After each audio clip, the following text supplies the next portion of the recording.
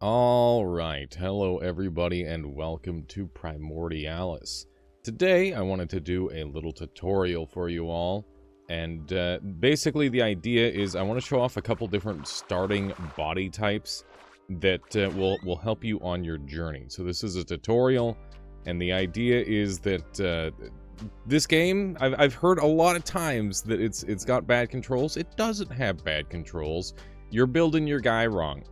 The movement of this game is completely based off of the physics of your little guy.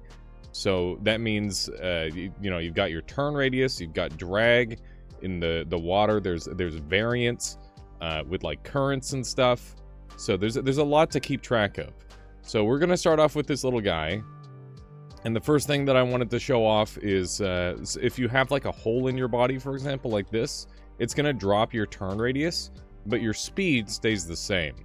So this can be a way to modulate your movement speed, but I just want to show up a couple of basic body types and just go over some fundamentals for anybody who doesn't already know, because obviously this game requires a lot of experimentation to get anywhere.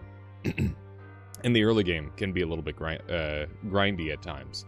So first things first, we get 4 cells to pick from. I highly recommend gathering up at least one form of cell that will improve your movement speed in some way or another. So there's slippery cell, there's light cell, and there's speedy cell. Speedy cell is probably the best one.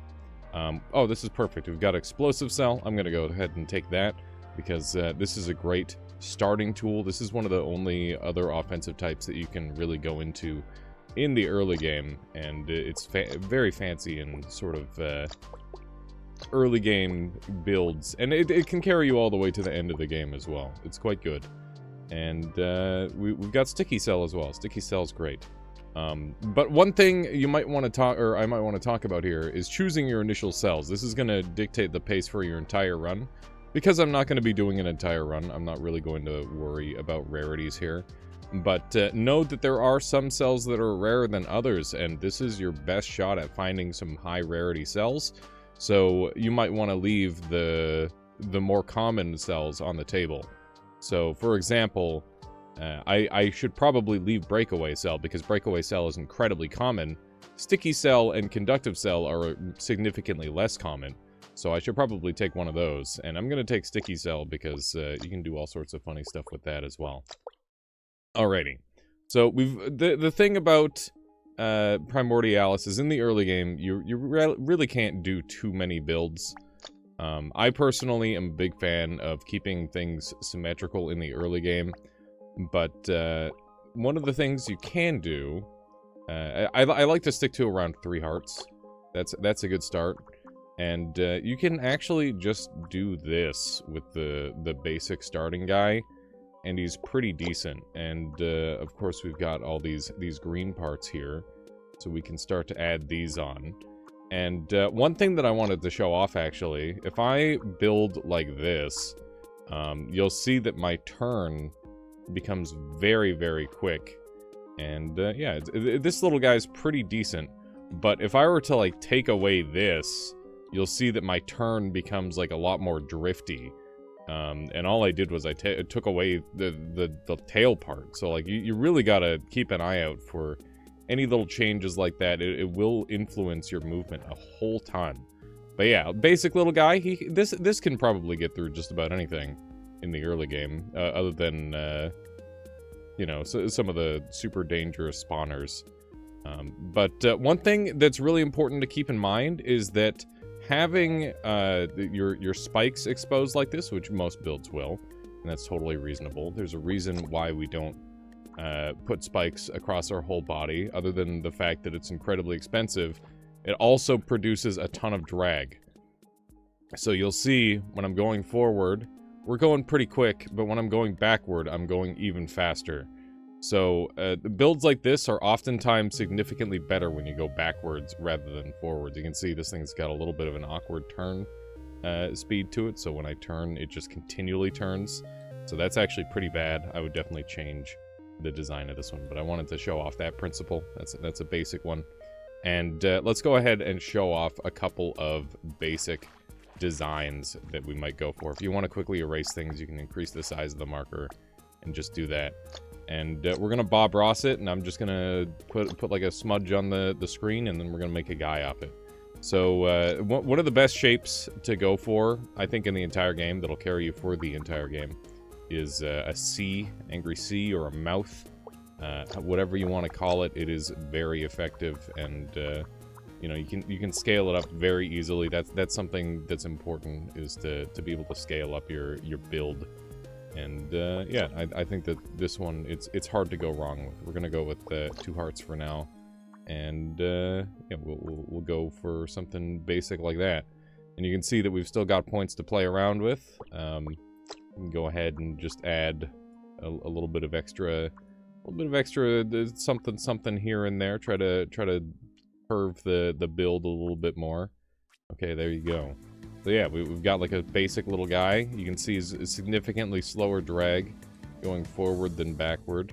So once again, another ship great for going backwards. And if you prefer to navigate forward, you can just go ahead and flip the build, and that's a very effective way of just having it work whichever way. And you can see, you know, it munches into guys real well. And the big benefit of this build, this variant, is that you can grab these guys and eat them pretty easily. This isn't the most optimized variant, but you can pretty easily eat these little guys, and that helps quite a lot. So yeah, if you want a little bit of extra experience in the early game, and you want an easy time against the majority of enemies, this is a great one to go with. And let's see if we got it. We did get it. We got Jet Cell. Jet Cell is pretty common.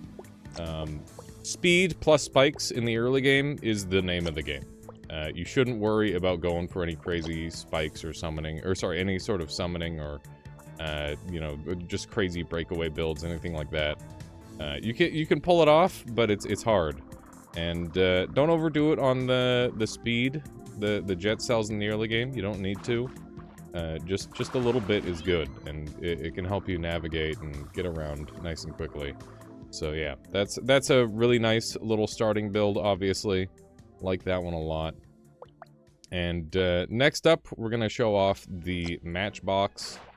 Matchbox is pretty simple. Basically, it is just we do a 3-wide or a 2-wide, or a 2-wide, or sorry, not a 2-wide. We're going to go ahead and flip 1 on our axis. So you can see that we're on our default axis here. Which means that it goes 2, then 1, then 2, then 1. If we flip once, then we can have a single spine, or a single cell spine, which is just way better than the default setup. So once again, we can just kind of do this. We can just do this, and yeah, you can just kind of rocket shape it. the phallic design. Very effective. You can have your hearts along the middle, because that gives you the most protection for it, obviously. And you can see we're out of points. You can always convert the greens into grays, and of course they could all be gray to begin with. It doesn't necessarily have to be speed cells that you're working with. It could be light cells. It could be slippery cells. But slippery cells generally are most efficient along the outside because of how drag works, so that's an important thing to keep in mind. Let's go ahead and slap a couple spikes on this baby. One thing to note, I've seen a lot of people just say do more spikes, more gooder. More spikes is not more gooder. Pointier spikes is more gooder. So, you know, the pointier your spikes, the more damage you'll deal on initial impact, and obviously the longer you can keep them trained on your enemy, the better. So, you know, that's a really important one. One thing that I want to make clear about the Matchbox design is that, let's go ahead and let it form. Its movement is really good, like backward and forward. It's going to move really well backward and forward. But the big problem with it is that its turn speed can be a little bit awkward sometimes, and it can be a little bit tricky to control. So one thing you can do is you can add seeker cells to the back of it, and as long as you're forklift certified, you're going to have a really easy time controlling them. Seeker cells are borderline mandatory for a lot of people in their builds. but I didn't get him this roll, so we're going to go ahead and show the builds off without it. But we will re-roll, and I'll show it off briefly as well, because Seeker cells are one of the most common cells in the game, because they help with control so much. So yeah, a basic build like this can work pretty well. You can thicken it up even, and worry less about having that back center of mass. And yeah, you can see the movement on it is pretty simple, pretty quick. It's a decent way to get around, but yeah, the point control is a little bit trickier than some of these other basic builds. And we've got one more simple design to show off here. Let me just murder this guy. There we go. Just to show it's pretty decent. It's not too shabby. You can see the spikes are freaking out a little bit there, because the cell type I'm using, the basic cell, isn't really holding the spikes as well as they could, but it's still pretty decent. I would recommend doing an outer layer of hard cell on pretty much any build, because it gives you explosive and spike resistance, which is super, super strong. Alrighty, so it's time for the final build. It's just a triangle. The final build is literally just a triangle. So, you do one of these, you get like a nice little triangle shape going, and you slap some spikes on the front, and however you want them, something like that's good. Make sure you have hearts. If you don't have hearts, you're doing yourself a disservice. Hearts are your green health a lot of the time, so you can see this green health. If you go down below this white line, you die. So you really want to be careful with that. And oh, also another thing I wanted to show: if you're asymmetrical with a speedy cell, so let's put one speedy cell there, and we'll put an extra gray cell there. You'll see that we'll have a lean. So that's yet another reason to be really careful with your placement on your speed modifying cells of any kind. And yeah, you want to make sure symmetry is on, especially when it comes to a simple build like this. Obviously, once you get better at the game, once you learn more, and once you've got more options, you should totally go for asymmetrical builds. There's a reason why it's an option. It's because it's freaking cool. But yeah, a build like this, pretty effective, not too shabby. It controls pretty nicely in every direction. And yeah, it's just a very simple design, obviously. It's not quite as good as the Maw at catching guys like this. It's not quite as good as the Matchbox at offense, but control-wise, it is very, very nice, just for moving around. And yeah, obviously, it's a simple build to expand on. Lots of ways you can go with it. And it's very easy to like add a tail onto something like this as well, to potentially ramp up the build that way, which is nice. And that can give you even further control. And you can see these little wings, the triangle wings, are great for like catching enemies as they roam past. You can see he's got in behind me there a little bit, so you could always throw some spikes in back there. Obviously, it's not going to affect your drag if you're going forward. Oh, and look at that, we've got our seeker cells. Perfect. So a great way to use seeker cells, you can put them at the front like this, and you can use your mouse to aim it. You just hold down left click, and it's super handy just for basically keeping your point toward enemies at all times. It's very important to do that. And yeah, it's not too shabby. Now, this poison enemy in the current iteration of the game, obviously we're in early access, and spikes were recently nerfed. This poison enemy is like one of the most dangerous enemies in the whole game, so he's really scary. You can see that he's gonna rip through your white health, and you're gonna be sitting on green. Whenever this happens, you see how you're gray like this? That means your spikes are less effective. Make sure that you take your time to get your health regenerated. You can see because I only have 2 red hearts at this point, my regeneration's really slow. So something that I would totally do is dump some of my greens, replace them with some grays, get an extra heart. Gives me more green bar, gives me more white bar, gives me more HP in general. So definitely an important thing to do. Now we're going to go ahead and swap back to Matchbox, because I think Matchbox is the build that benefits the most from having seeker cells. And I just want to show that off really quick. So we'll do something a little bit like this. Get some good girth on this puppy. And we'll run it like this. One thing you can do is you can have the seeker cell layer one behind. That way it's not producing as much drag, because I do find that seeker cells produce quite a lot of drag, and it doesn't affect your point control too much. And another thing you can do is you can have your seeker cells at the back. Once again, if you're forklift certified, that is a valid way to do it. And you know, then you're just aiming backward instead of forward. And that is a perfectly reasonable strategy.